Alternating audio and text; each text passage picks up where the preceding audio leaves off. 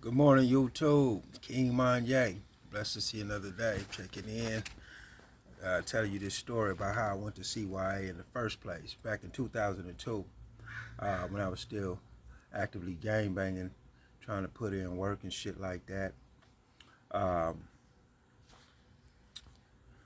it was New Year's Eve. New Year's Eve, and I was out partying with the homie, me and my cousin and one of my homeboys. We was partying out in a different area. I think I can't remember the area, but it was like a nicer area, right? It wasn't the area I'm used to. So it was a nice area. We partying with white people. And I remember we chilling at this white party with the white girls. and but we some niggas. We some straight niggas up in a white party. And but all the girls liked us and stuff. Uh, couple of the dudes maybe didn't because they culture shock. They ain't seen no blacks over here. And I remember this little kid, this little white boy. We all sitting in the living room smoking weed. I remember this little kid, he about 4 or 5 years old. He stands up on the middle of the table in the living room. And he just says, I don't want any black people in my house. I don't want any black people in my house. He just kept on saying that like somebody had taught this kid that, right? He was like, she in there, everybody's like, the girl's like, boy, sit down. Stop being a little Hitler. And so then I'm like, okay, what is this, man? Y'all don't like blacks around here or what? You know? And then immediately everybody starts kissing ass. Oh no, we love black people. I love your rap music. We love this. Okay, whatever. So we end up smashing up out of there because I couldn't shake that out my head. I don't know where we at. You know, it was cool until it wasn't cool. Until you know what I'm saying. Now I'm starting to, be on my paranoia tip. You know what I'm saying? I'm thinking that little boy, he's a 4 or 5 year old. That's ingrained in his head. His mother, his father, somebody, I don't know whose house this is. We gotta go, man. So we started leaving, man. As soon as sure enough, I think we had smoked some sherm that night too. So I think we had smoked some sherm. We walking down the street trying to get up out of there, and out of nowhere, man, when we trying to leave, it's kind of like it's like we in the middle. We trying to leave. I just remember, uh, some white people jumping in trucks. Fucking niggers. And trying to chase after us. We get the hell up out of there. We run so fast, man. We get up out of there, right? But we get up out of there, but we still kind of like far away from Southeast. We way out somewhere. We running. We on insurance. So we like, damn. So we try to get on the bus. We try to get on the bus somewhere. I got some money on me. I try to get on the bus. We try to get on the bus, and the bus driver say, no, the bus driver won't let us on. All I got is $20 bills. So we some little hoodlums, do rags on our head, baggy clothes, you know what I'm saying. And so I asked everybody on the bus, I say, excuse me, anybody got change for a 20? Everybody looking like, they don't want to say nothing. They don't even want to talk. They don't want to respond. I'm trying to do the right thing. We just three black kids, three black youth. We trying to get on the bus to get back to the southeast. The bus driver and everybody on the bus, they held their position. Nobody had change, and the bus driver refused to let our black ass on the bus that day, that night. So we like, all right, fuck it. We get out, and then when you young, you are. When I was young, man, we was like, you know what I'm saying? We dared each other to do shit. You know what I'm saying? Nigga, you ain't gonna do shit. Watch. I'm about to do this. Watch. You ain't gonna do nothing. Whether it was stealing, we started out by, stealing, going in the stores, jacking bottles, you know, seeing who got hard, who could steal, who slick, who could steal the most. And so this night was no other night, man. I'm always the one popping up like, man, fuck this shit, man. I'm about to take somebody's car. And then the homie said, nigga, you ain't gonna do shit.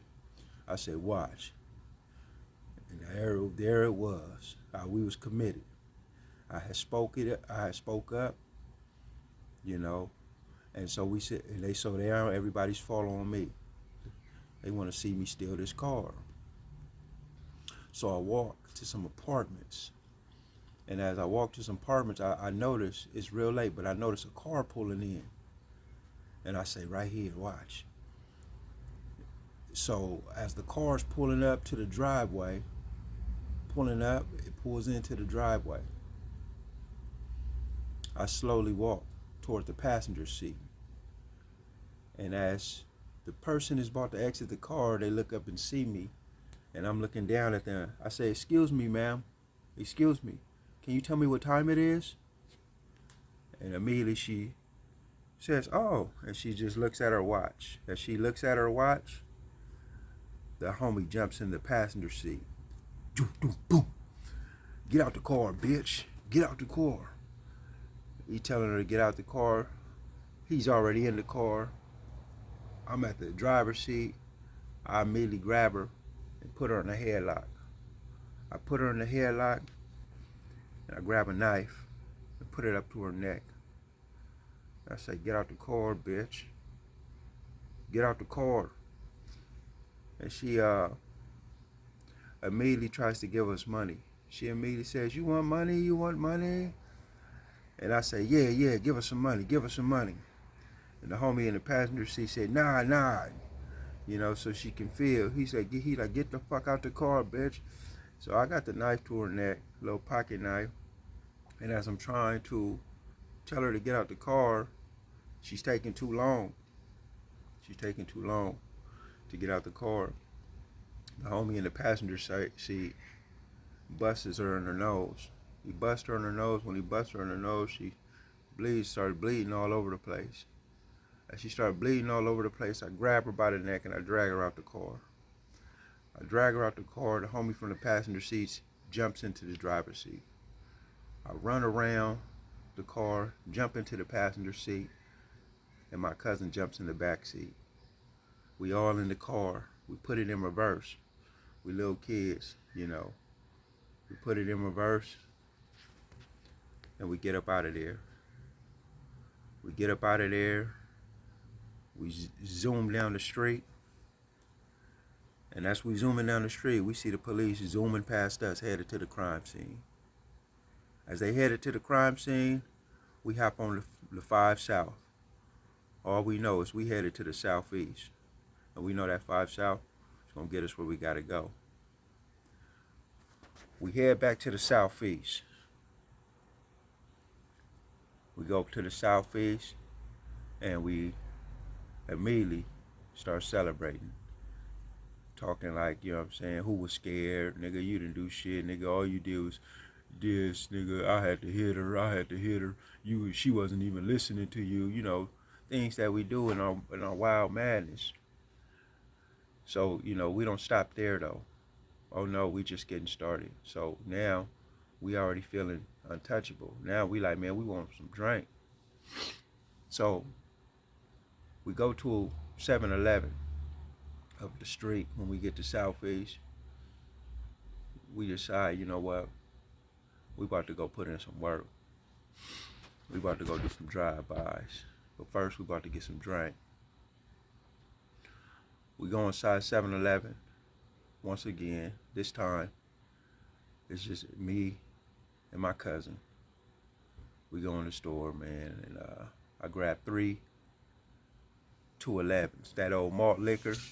Yeah, we was little alkies drinking on that harsh shit. I grabbed 3 211s, right? Walk up to the counter with it and dip to the left and hit out the door. My cousin right behind me with a big ass case, a Budweiser 36 pack, something big. We jump in the car and we get on. Late at night, 1 o'clock, 7-Eleven. We hit them, right? Beer run.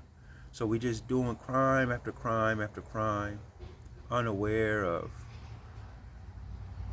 people that were hurting, unaware of the impact that we're having on the community, and unaware of the way we are sabotaging our mind and deadening our conscience. We go drink that beer and drink that liquor, and we talk and cheer, and we get even more rowdy up. You know, my cousin took a whole damn case. You know, he was the hero that night. Like, damn nigga, you took a whole case. Yeah, yeah, just in time. Here go my PO. I got to pause this for a minute.